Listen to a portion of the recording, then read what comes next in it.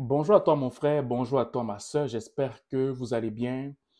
Aujourd'hui, on va parler de la garde partagée. Ok, la garde partagée, c'est malheureusement quelque chose qu'on rencontre de plus en plus et très souvent ici au Canada, au Québec et partout ailleurs en Occident. Et j'aimerais vraiment prendre le temps de parler de ça pour que nous puissions comprendre un peu ce paramètre-là en fonction de nos cultures en fait.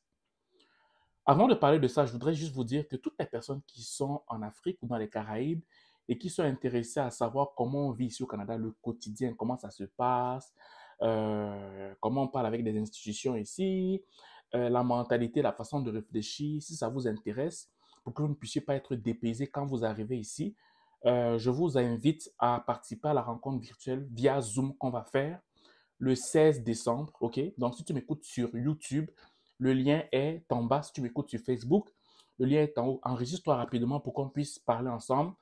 Vous allez poser des questions, on va pouvoir répondre avec plaisir, en fait. Et il y a aussi d'autres surprises qu'on va vous proposer durant la rencontre virtuelle. Voilà. La garde partagée, en quelque sorte, c'est euh, une décision que le juge va prendre pour les deux parties. Ça peut être la garde partagée que genre les enfants vont passer peut-être un nombre de temps chez le papa, un nombre de temps chez la maman, ou parce que peut-être le juge a jugé, s'il faut le dire ainsi, que l'enfant n'est plus en sécurité avec le papa ou la maman, il va donner comme une forme d'ordre ou bien de décret de distanciation envers le parent qu'il ou qu'elle juge dangereux pour les enfants en fait. Et dans la grande majeure partie du temps, on se rend compte que ce sont les papas qui sont biaisés et c'est eux des fois qui n'ont pas, qui des fois perdent les gardes partagés ou qui ont une forme de distanciation envers la famille parce que la maman est en danger avec les enfants. Ça, dans le meilleur des mondes, ça protège l'enfant, ça protège les enfants, ça protège la maman aussi en fait. Bon, maintenant, je parle maintenant selon les réalités afro-caribéennes. La majeure partie des femmes qui arrivent souvent ici, ok, ont, pas toutes, hein, parce que je ne suis pas en train de nier qu'il y a certaines femmes qui souffrent dans leur foyer, mais il y a certaines femmes qui ont une pensée perverse. De telle enseigne que quand elles vont arriver ici, elles vont créer des problèmes afin de s'acquérir de tout ce que le monsieur a pu bâtir ici quand il était ici au Canada avant qu'elle n'arrive. Donc, elle vient, elle a une pensée, elle veut détruire le monsieur. En fait, c'est ça sa pensée. En gros, elle ne met pas les mots détruire, mais sa pensée, c'est de venir, c'est de créer un divorce, c'est de s'accaparer des enfants, s'accaparer des biens du monsieur ou des biens qu'elle a pu avoir au travers de l'appui du monsieur. Parce qu'elle va dire que oui, mais c'est pour moi, mais si le monsieur n'était pas là, tu n'allais pas pouvoir avoir ses biens. Fait que tu as juste profité du monsieur pour bâtir tes biens à part et maintenant chercher le divorce. Nous sommes africains, nous sommes caribéens. Et vous savez que peut-être qu'ici, on ne va pas croire en la spiritualité. Mais quand tu prends le sang de quelqu'un, ce que quelqu'un a bâti, mais il y a des répercussions qui peuvent avoir spirituelles terribles dans ta vie ou dans la vie de tes enfants. Des fois, vous oubliez ça. Je parle aux femmes qui sont comme mal intentionnées et qui décrédibilisent les femmes qui souffrent réellement là. Quand vous venez, vous étiez en Afrique, le monsieur est ici et c'est un bon monsieur et tu sais que c'est un bon monsieur. Il ne fait pas partie de la catégorie des messieurs qui brutalisent vraiment les femmes.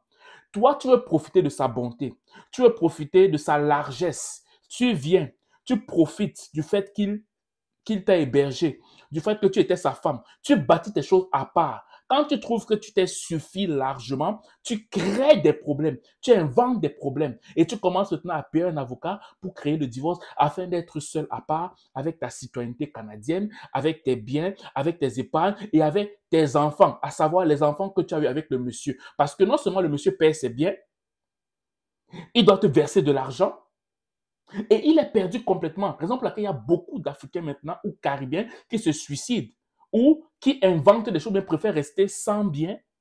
Pourquoi? Parce que s'il déclare tous ses biens, on va lui arracher ses biens. On va lui arracher ses biens. Et c'est pour cette raison que je dis, nous sommes Africains, nous sommes Caribéens. Quand vous faites ça, vous savez qui a des répercussions spirituelles. Je pense que vous oubliez souvent ça. Parce que ça peut ne pas être le monsieur qui va vous attaquer, mais sa famille ne va pas vous laisser tranquille, jamais. Parce que vous avez détruit et tué l'enfant de trouver quoi qu'il est vivant. Parce que tu as pris tout son essence, tu as pris tous ses biens, tu as pris tout le fruit de son travail pour pouvoir mettre dans ton ventre et prendre un autre monsieur qui va venir dormir sur le même lit que ton mari. Vivre dans la même maison. Et tu penses que vos enfants vont rester juste comme ça. Et je répète, ça peut ne pas être le monsieur qui va créer des problèmes dans ta vie. Madame, ça va être sa famille. Et ça peut ne pas être les parents du monsieur. Ce sont les oncles et les tantes qui ne vont pas laisser ça passer.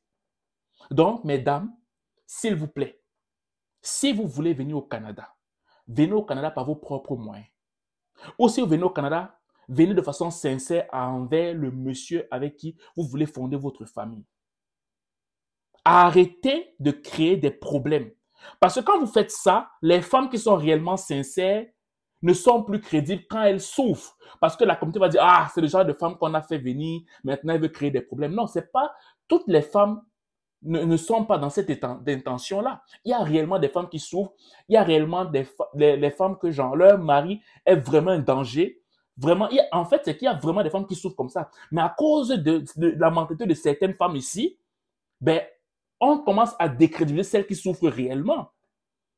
Et celles qui ont arraché les biens de leur mari, là, qui ont tué socialement leur mari, là, est-ce que vous pensez que vous allez pouvoir jouir de ces biens-là? Jamais. C'est pas possible. Tu vas jouir avec ça comment? Tu ne peux pas. Même la nature ne va pas accepter ça. Tu vas peut-être tromper le juge. Tu vas peut-être tromper le système social. Mais il y a la nature. Il y a ce que les gens appellent le karma. Il y a le retour à l'envoyeur. Et cette loi-là ne rate pas. Cette loi-là ne rate pas. Si toi, tu crois que tu as réussi, à un moment donné, tu vas voir que tous ces biens-là seront fades. À un moment donné, tu vas te rendre compte que les enfants que tu as rachetés, tu ne vas pas t'entendre avec eux. À un moment donné, tu vas te rendre compte que tout homme avec qui tu vas vouloir rebâtir ta vie sous prétexte que toi, tu es à l'aise financièrement alors que tu as arraché tous les biens. Mais tu as profité de cet homme-là pour entrer au Canada avec ton nouveau passeport, avec ton nouveau statut. Eh bien, les hommes-là, en fait, tu auras développé une façon de faire que ça va rejeter tous les hommes avec qui tu vas vouloir bâtir une vie. Tu ne pourras plus avoir une vie stable. On va seulement te voir comme, je veux dire, comme un produit sexuel. Tous les hommes vont te voir comme un produit sexuel. Quoique, si tu as même encore l'âge pour ça, parce qu'il y en a qui le font, elles ont fin quarantaine, fin cinquantaine. Je veux dire, elles ont un âge où vraiment, même sur le plan de l'attraction, ce n'est plus, c'est complètement perdu. Et maintenant, tu vois encore les jeunes filles qui le font. Mais quand tu fais ça en tant que jeune fille, on peut faire... Bref, en tout cas, faites attention à ça.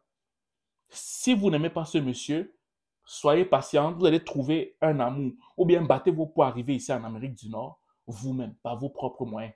Parce que vous attirez la malchance dans vos vies. Vous attirez la disgrâce dans vos vies. Vous attirez les foudres de la nature dans vos vies quand vous faites ce genre de choses. Parce que vous êtes en train de tuer quelqu'un sur le plan social. Vous êtes en train de détruire une famille qui comptait sur le travail de leur fils. Tout ça à cause de votre intérêt personnel. Voilà. Donc, c'est ce que je vais vous dire aujourd'hui pour toutes les personnes qui aimeraient savoir comment ça se passe ici au Canada, la façon dont on vit. Je ne parle pas d'immigration, je parle sur le plan social.